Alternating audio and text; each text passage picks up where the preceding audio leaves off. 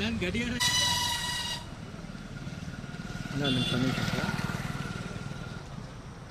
ಕೊಟ್ರೆ ಒಂದೇ ನಿಮಿಷ ಕೊಟ್ರೆ ಅಲ್ಲಿ ವೈಡ್ ಆಯಿತು.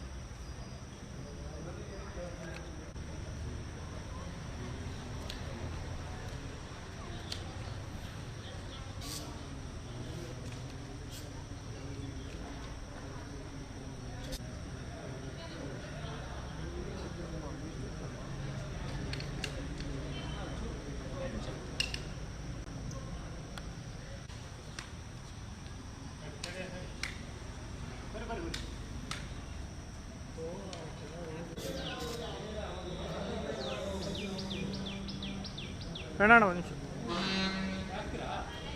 ನಿಮಿಷ ತಾಳು.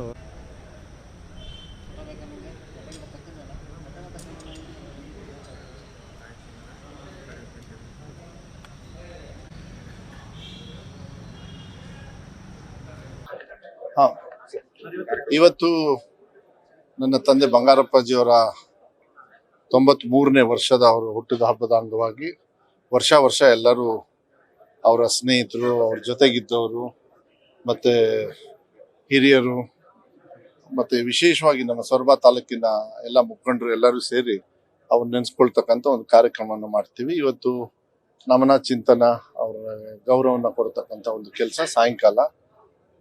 ಬೆಳಗ್ಗೆ ಇಲ್ಲಿ ಬಂಗಾರಧಾಮದಲ್ಲಿ ಎಲ್ಲ ಪೂಜೆಯನ್ನ ಸಲ್ಲಿಸಿ ಫ್ಯಾಮಿಲಿಯವರು ಎಲ್ಲರೂ ಇರ್ತಾರೆ, ಮತ್ತೆಲ್ಲ ಸ್ನೇಹಿತರು, ಎಲ್ಲ ಫ್ರೆಂಡ್ಸು, ನಮ್ಮ ತಂದೆಯವ್ರ ಜೊತೆಗಿದ್ದವರೆಲ್ಲ. ಸಾಯಂಕಾಲ ಮುನಿಯಪ್ಪರು ಮತ್ತೆ ಸನ್ಮಾನ್ಯ ಮುನಿಯಪ್ಪರು, ಸನ್ಮಾನ್ಯ ಸಂತೋಷ್ ಲಾಡವರು, ಬೇಳೂರು ಗೋಪಾಲಕೃಷ್ಣ ಅವರು, ಭೀಮಣ್ಣ ನಾಯ್ಕರು, ಮತ್ತೆ ಆರ್ ವಿ ದೇಶಪಾಂಡೆ ಅವರು, ಮತ್ತೆ ಸಾಕಷ್ಟು ಜನರು ಬರ್ತಾರೆ. ವರ್ಷ ನಾವು ಬೆಂಗಳೂರಲ್ಲಿ ಮಾಡ್ತಾ ಇದ್ವಿ ಈ ಬಂಗಾರ ಅವಾರ್ಡ್ಸ್ನ. ಅದನ್ನ ಸ್ವರ್ಗದಲ್ಲೇ ಮಾಡಬೇಕು ಅಂತ ಎಲ್ಲ ನಮ್ಮ ಮುಖಂಡರು ಎಲ್ಲ ಹೇಳಿದ್ಮೇಲೆ ಎಲ್ಲ ಸೀನಿಯರ್ಸು, ನಮ್ಮ ರಾಜ್ಯ ಅಧ್ಯಕ್ಷರು, ಶಿಕ್ಷಣ ನನ್ನ ಇಲಾಖೆಯ ರಾಜ್ಯ ಅಧ್ಯಕ್ಷರು ಕೂಡ ಬಂದಿದ್ದಾರೆ. ಅವರೆಲ್ಲರೂ ಕೂಡ ಇಲ್ಲಿ ಬರ್ಬೇಕಂತ ಬಹಳ ಆಸೆ ಇಟ್ಕೊಂಡಿದ್ದಾರೆ. ಇಡೀ ರಾಜ್ಯದ ಸಾಕಷ್ಟು ಜನರು ಬರ್ತಾರೆ. ಮತ್ತೆ ಇವತ್ತು 4 ಜನರಿಗೆ ಪುರಸ್ಕೃತರಿಗೆ ನಾವು ಇವತ್ತು ಅವಾರ್ಡ್ ಕೊಡ್ತಾ ಇದ್ದೀವಿ. ಇವಾಗ ರಂಗಮಂದಿರದಲ್ಲಿ ಅವ್ರ ಬಗ್ಗೆ ಒಂದು ಚಿಂತನೆ, ಒಂದು ಗೋಷ್ಠಿ ನಡೀತದೆ. ಅದಾದ್ಮೇಲೆ ಮಧ್ಯಾಹ್ನದ ಮೇಲೆ ಅವರ ಕೆಲವು ವಿಡಿಯೋಸು, ಅವ್ರ ಬಗ್ಗೆ ಮಾತಾಡಿರ್ತಕ್ಕಂಥದ್ದು, ಮತ್ತೆ ಬಂಗಾರಪ್ಪಾಜಿ ಅವರನ್ನ ನೆನೆಸಿ ಸಾಯಂಕಾಲ ಕಾರ್ಯಕ್ರಮ. ಅದಾದ್ಮೇಲೆ ಆಳ್ವಾಸ್ ಅವರು, ಈ ಸತಿ ಮೋಹನ್ ಆಳ್ವಾರು ಅವ್ರು ಬಹಳ ನಮಗೂ ಕೂಡ ಆತ್ಮೀಯರು. ಇಲ್ಲ ಸರ್, ನಾವು ಒಂದ್ಸತಿ ಕಾರ್ಯಕ್ರಮ ಸ್ವರ್ಗದಲ್ಲಿ ಮಾಡಬೇಕು, ಬಂಗಾರಧಾಮದಲ್ಲಿ ಮಾಡಬೇಕು ಅಂತ ಹೇಳಿ ಕೇಳ್ಕೊಂಡಿದ್ರು. ಇವತ್ತು ಕೂಡ ಬಹಳ ಒಂದು ಅದ್ಭುತವಾಗಿ ಅವ್ರು ಕಾರ್ಯಕ್ರಮ ಮಾಡ್ತಾರೆ. ಮತ್ತೆ ವಿಶೇಷವಾಗಿ ನಾನು ಮಾನ್ಯ ಸಿದ್ದರಾಮಯ್ಯ ಸಾಹೇಬರಿಗೆ, ಡಿ ಕೆ ಶಿವಕುಮಾರ್ ಸಾಹೇಬರಿಗೆ, ಮತ್ತೆ ಎಲ್ಲ ನಮ್ಮ ಸರ್ಕಾರದ ಎಲ್ಲ ಸಹೋದ್ಯೋಗಿಗಳಿಗೆ, ಮತ್ತೆ ಎಲ್ಲರಿಗೂ ಕೂಡ ಸರ್ಕಾರಕ್ಕೆ ವಿಶೇಷವಾಗಿ ಧನ್ಯವಾದಗಳನ್ನ ಹೇಳಲಿಕ್ಕೆ ಇಷ್ಟಪಡ್ತೀನಿ. ನಮ್ಮ ತಂದೆಯವ್ರ ಮೇಲೆ ಇಟ್ಟಿರ್ತಕ್ಕಂಥ ಗೌರವವನ್ನ ಇವತ್ತು ಬಂಗಾರಧಾಮವನ್ನ ರಾಜ್ಯದ ಪ್ರವಾಸೋದ್ಯಮದ ಒಂದು ಗುರುತಿಸಿ ಒಂದು ಪ್ರವಾಸೋದ್ಯಮದ ತಾಣ ಅಂತ ಹೇಳಿ ಏನ್ ಘೋಷಣೆ ಮಾಡಿದ್ದಾರೆ, ನನಗನ್ಸುತ್ತೆ ಇದು ಬಹಳ ತೃಪ್ತಿ ತಂದಿದೆ. ಇದು ಬಂಗಾರಪ್ಪಾಜಿ ಅವರಿಗೆ ಮತ್ತೆ ಅವರ ಅಭಿಮಾನಿಗಳು ಏನು ಇವತ್ತು ಇದ್ದಾರೆ ಅವರಿಗೆ ಈ ಗೌರವವನ್ನ ಸಲ್ಲುತ್ತೆ ಅಂತ ಹೇಳಲಿಕ್ಕೆ ಇಷ್ಟಪಡ್ತೀನಿ.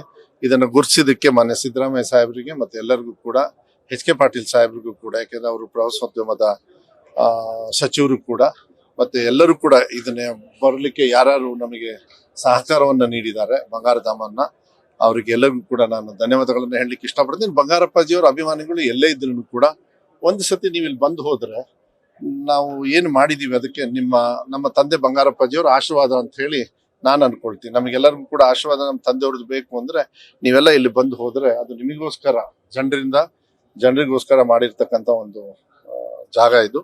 ಸೊ ನಮ್ಮ ತಂದೆ ತಾಯಿಯವರು ಇಬ್ರು ಕೂಡ ಅವ್ರ ಆಶೀರ್ವಾದ ಪಡೆದು ಅವ್ರ ಮಾರ್ಗದರ್ಶನದಲ್ಲಿ ಹೋಗ್ತಕ್ಕಂಥ ಕೆಲಸವನ್ನ ನಾವು ಮಾಡ್ತೀವಿ. ಎಲ್ಲ ಇನ್ಮೇಲೆ ಹೋದ ವರ್ಷ ಈಗ 2-3 ವರ್ಷದಿಂದ ಇಲ್ಲೇ ನಡೀತಾ ಇದೆ. ಇನ್ಮೇಲೆ ಇಲ್ಲೇ ಕಂಟಿನ್ಯೂ ಬಂಗಾರ ಅವಾರ್ಡ್ಸು ಎಲ್ಲ. ಆಮೇಲೆ ಬಹಳ ಸಂತೋಷ, ಸಚಿವರು ಪಾಪ ಹೇಳಿದ ತಕ್ಷಣ ನಾ ಬಂದೇ ಬರ್ತೀನಪ್ಪ, ನೀವೇನ್ ಕರೆಯೋದೇ ಬೇಡ ಅಂತ ಹೇಳೋದಿದೆಯಲ್ಲ, ಅದು ಬಹಳ ಸಂತೋಷ ಆಗುತ್ತೆ. ಮತ್ತೆ ಬೇರೆ ಬೇರೆ ಮುಖಂಡರು ಬರ್ತಾರೆ. ನಾವು ಇಷ್ಟು ಜನರಿಗೆ ಕರೆದಿದ್ದು ಅವ್ರು ಬಿಟ್ಟು ಕೂಡ ಬೇಕಾದ ಜನರಿಗೆ ಇವತ್ತು. ಆಮೇಲೆ ಮಾನ್ಯ ಮುಖ್ಯಮಂತ್ರಿಗಳು ಕೂಡ ಇದ್ರದ್ದು ಒಂದು ಮೊನ್ನೆ ನೀವು ನೋಡಿದ್ರಿ ಒಂದು ಚಿತ್ರವನ್ನ, ಭೀಮಣ್ಣವರು ಮತ್ತೆ ಎಲ್ಲ ಅವ್ರ ಸ್ನೇಹಿತರೆಲ್ಲರೂ ಹೋಗಿ CM ಅವರ ಒಂದು ಚಿತ್ರವನ್ನ, ಈ ಬಂಗಾರಧಾಮದ ಬಗ್ಗೆ ಒಂದು ಚಿತ್ರವನ್ನು ಕೂಡ ಬಿಡುಗಡೆ ಮಾಡಿದ್ರು. ಮುಂದಿನ ದಿನಗಳಲ್ಲಿ ಸಿದ್ದರಾಮಯ್ಯ ಸಾಹೇಬ್ರಿಗೂ ಕೂಡ ಇಲ್ಲಿ ಬಂದು ಹೋಗ್ಲಿಕ್ಕೆ ನಾನು ಕೋರಿಕೆಯನ್ನು ಕೂಡ ನಾನು ಮಾಡ್ತೀನಿ. DK ಶಿವಕುಮಾರ್ ಸಾಹೇಬ್ರಿಗೂ ಕೂಡ ಮತ್ತೆ ಎಲ್ಲರಿಗೂ ಕೂಡ, ಎಲ್ಲರೂ ಕೂಡ ಬಂಗಾರಪ್ಪಾಜಿ ಅವರಿಗೆ ಗೊತ್ತಿರ್ತಕ್ಕಂಥ ವಿಚಾರ, ಅವರೆಲ್ಲರೂ ಬರಬೇಕು. ಬಂದಾಗ ಇದಕ್ಕೊಂದು ಗೌರವ, ಬಂಗಾರಪ್ಪಾಜಿ ಅವ್ರ ಗೌರವ, ಅವ್ರ ಅಭಿಮಾನಿಗಳಿಗೆ ಒಂದು ಸ್ಫೂರ್ತಿ.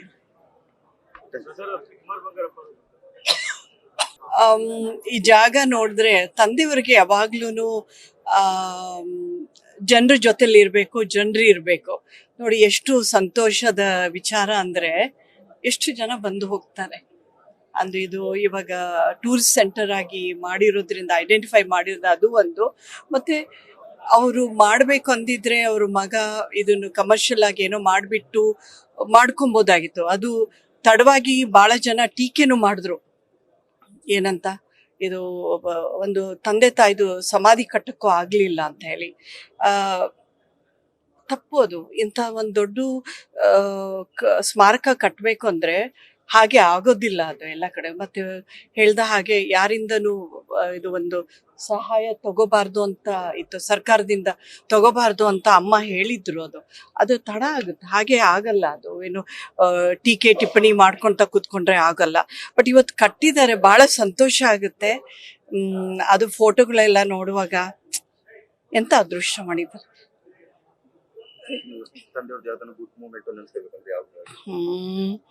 ಗುಡ್ ಮೂಮೆಂಟ್ ಅಂದ್ರೆ ಅವ್ರು ಕೊಟ್ಟ ಪ್ರೀತಿ.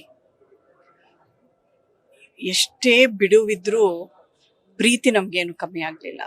ಎಲ್ಲರನ್ನೂ ಸಮಾನದಿಂದ ನೋಡ್ಕೊಂಡ್ಬಿಟ್ಟು ಮಕ್ಳು ಇರ್ಬೇಕಾಯ್ತು, ಮೊಮ್ಮಕ್ಳು ಇರ್ಬೇಕಾಗಿತ್ತು. ಅದೇ.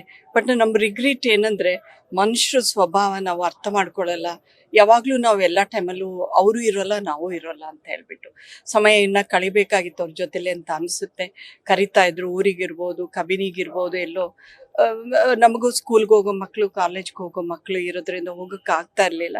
ಬಟ್ ಒಳ್ಳೇದು, ಫೈನಲ್ ಆಗಿ ಫಿನಿಶ್ ಮಾಡಬೇಕು ಅಂದ್ರೆ, ಹೇಳಬೇಕು ಅಂದ್ರೆ ಪೂರ್ಣವಾಗಿ ಅವ್ರು ಮಾಡಿರೋ ಕೆಲಸಗಳನ್ನೆಲ್ಲ ನಾವು ಮುಂದುವರ್ಸ್ಕೊಂಡು ಹೋಗೋದು. ನಮ್ಮ ಫ್ಯಾಮಿಲಿ ಅಂತೂ ನಾವು ಹಾಗೆ ಪಣ ತೊಟ್ಟಿದ್ದೀವಿ, ಮಾಡ್ತೀವಿ. ನಾವು ಅದು ಮುಂದುವರ್ಸ್ಕೊಂಡು ಹೋಗ್ತೀವಿ. ಜನ ಸಹಕಾರ ಇದೆ. ಮತ್ತೆ ಸೊರಬದ ಜನಕ್ಕೆ ಭಾಳ ದೊಡ್ಡ ನಮಸ್ಕಾರ. ಇಂಥ ಮಟ್ಟಕ್ಕೆ ತಂದೆಯವ್ರನ್ನ ಕರ್ಕೊಂಡೋಗಿ ಅವ್ರ ಜೊತೇಲಿ ಇದ್ದಿದ್ದಕ್ಕೆ ಅದು ಸಾಧನೆ ಮಾಡೋಕ್ಕಾಯ್ತು. ಇಲ್ಲಾಂದ್ರೆ ಮಾಡೋಕ್ಕೆ ಆಗ್ತಾ ಇರಲಿಲ್ಲ. ಅವತ್ತೂ ಇದ್ರು, ಇವತ್ತೂ ಇದ್ದಾರೆ, ನೋಡ್ತೀರಾ ನೀವು. ಅಷ್ಟೇ ಹೇಳಕ್ಕೆ ಇಷ್ಟಪಡ್ತೀನಿ. ಒಳ್ಳೆ ಕಾರ್ಯಕ್ರಮಗಳು ನಡೀಲಿ. ಅದು ಹೀಗೆ ಮಾಡಬೇಕು ಅಂತ ಇರಲ್ಲ. ಪಾಲಿಟಿಕ್ಸಲ್ಲಿ ಇರಲಿ, ಪಾಲಿಟಿಕ್ಸ್ದಲ್ಲಿ ಇರಲಿ, ಅವ್ರು ಮಾಡಿರೋ ಒಳ್ಳೆ ಕೆಲಸಗಳು ಮಾಡ್ಕೊಂಡು ಹೋಗ್ಬೇಕು ಅನ್ನೋದು ನನ್ನ ಅಭಿಪ್ರಾಯ. ನಮಸ್ಕಾರ. ಭಾಳ ಸಂತೋಷ ಅನಿಸ್ತು ಅದು. ನಾ ಹೇಳ್ದಂಗೆ ತಡವಾಗಿ ಎಲ್ಲರೂ ಟೀಕೆ ಮಾಡಿದ್ರು. ಬಟ್ ಇವತ್ತು ನೋಡಿ ಅದು ಎಂತ ಮಟ್ಟಕ್ಕೆ ತಗೊಂಡೋಗಿದ್ದಾರೆ ಮಧು ಬಂಗಾರಪ್ಪನವರು. ಅದು ಬಹಳ ಸಂತೋಷದ ವಿಚಾರ. ಒಂದು ಅವರೇನು ಮಾಡಿ ಇದು ಒಂದು ಏನಂತಾರೆ ಟೂರಿಸ್ಟ್ ಸೆಂಟರ್ ಅಂತಾನೆ ಏನೋ, ಅದನ್ನೇನು ಅವ್ರು ಕೇಳಲಿಲ್ಲ, ಅದಾಗಿ ಅವ್ರು ಮಾಡಿ ಎಲ್ಲಿ ಒಂದು ನಾನೇ ಅದು ಹೇಗೆ ಅಪ್ಪ ಮಾಡಿದ್ರೆ ಪ್ರೇಕ್ಷಣೀಯ ಜಗದಲ್ಲಿ ಜನ ಜಾಸ್ತಿ ಬರ್ತಾ ಇದ್ರೆ ಮತ್ತು ಎಷ್ಟು ಸಂತೋಷ ಆಗುತ್ತೆ. ಬೆಳಗ್ಗೆ 5 ಗಂಟೆಯಿಂದ 8 ಗಂಟೆವರೆಗೂ ಓಪನ್ ಮಾಡಿರ್ತೀವಿ. ವಾಕ್ ಮಾಡ್ಕೊಂಡು ಹೋಗಿ ಒಳ್ಳೆ ಅನುಭವ ಪಡ್ಕೊಂಡ್ಬಿಟ್ಟು ಹೋಗೋದು. ಅವ್ರ ಸಂತೋಷನೇ ನಮ್ಮ ತಂದೆಯವ್ರಿಗೂ ಸಂತೋಷ. ಅದೇ ನಮ್ಮ ಸಂತೋಷ ಅಂತ ಕೇಳ್ಕೊಳ್ತೀನಿ. ಮತ್ತೆ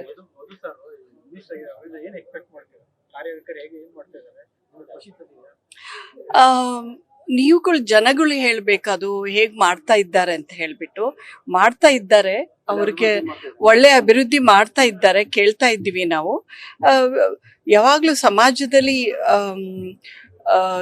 ಇರೋ ಬೇಡಿಕೆಗಳನ್ನು ಯಾವ ಸರ್ಕಾರದಿಂದ ಯಾವ ಮಿನಿಸ್ಟ್ರುಗಳಿಂದ ಈಡೇರ್ಸಕ್ಕಾಗಲ್ಲ. ಅದು ಕಾಲ ಬದಲಾದ ಹಾಗೆ ಅದು ಅನುಕೂಲವಾಗಿ ಡಿಮ್ಯಾಂಡ್ಸ್ ಇರ್ಬೋದು, ಏನು ಅನುಕೂಲ ಬೇಕು ಏನು ಬೇಕು ಅನ್ನೋದು ಆಮೇಲೆ ಗೊತ್ತಾಗುತ್ತೆ. ಅದು ಈಗ 30 ವರ್ಷದಿಂದ ಇರೋ ಡಿಮ್ಯಾಂಡು ಇವಾಗ ಬೇಡಿಕೆಗಳು ಚೇಂಜ್ ಆಗ್ತಾ ಇರುತ್ತೆ. ಏನೋ ಎಲ್ಲ ಏನು ಚೇಂಜ್ ಆಗ್ತಾ ಬೇಸಿಕ್ ಇರಬೇಕು. ಏನು ಸೊರಬ ತಾಲೂಕಾಗಿರ್ಬೋದು, ಸ್ಟೇಟಲ್ಲಿ ಆಗಿರ್ಬೋದು, ಮನುಷ್ಯನಿಗೆ ಏನು ಬೇಕು, ಫಸ್ಟು ಮೊದಲನೇದಾಗಿ ಒಂದು ರಸ್ತೆ ಇರಬೇಕು, ನಾನು ಶಾಲೆ ಇರಬೇಕು, ಮಕ್ಕಳಿಗೆ ಒಂದು ಹಾಸ್ಪಿಟ್ಲ್ ಇರಬೇಕು, ಓಡಾಡೋಕ್ಕೆ ಬಸ್ಗಳು ಅನುಕೂಲ ಇರಬೇಕು ಸರ್ಕಾರದಿಂದ, ನೀರು ಕುಡಿಯೋ ನೀರಿನ ವ್ಯವಸ್ಥೆ ಇರಬೇಕು.